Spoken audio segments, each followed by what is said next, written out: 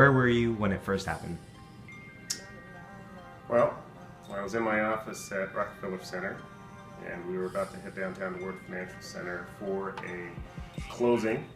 And as we walked outside to hail a taxi, as when the first plane hit, it looked pretty much like a commuter plane or small private plane that had run into the building, and that's what we thought it was.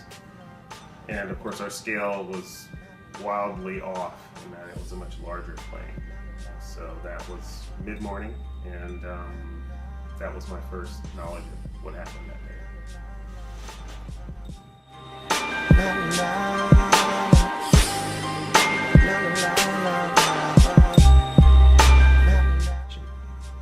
Well, when the second plane hit, it was a game changer. That's when everyone realized that this wasn't just a random act. It wasn't just an anomaly situation where a plane had just accidentally flown into one of the trade towers. At this point, there was a lot of concern and intrigue, and people out on the streets just kind of viewing, that initial plane and speculation of how it happened.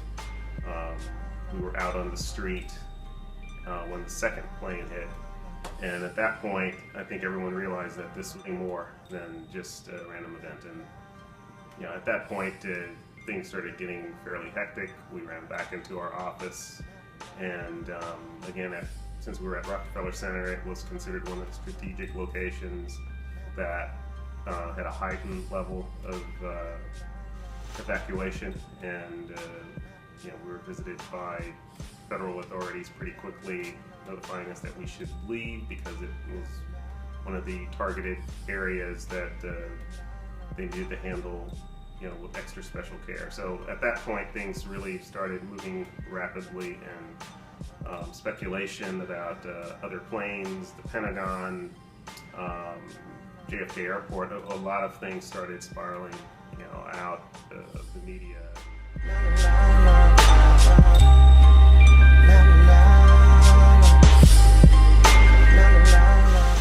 How did the rest of your day unfold?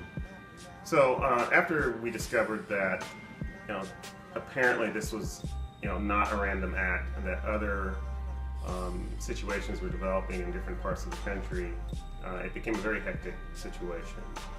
After being evacuated from our offices, there were a flood of people who were walking, from downtown to Midtown. Everyone was migrating north.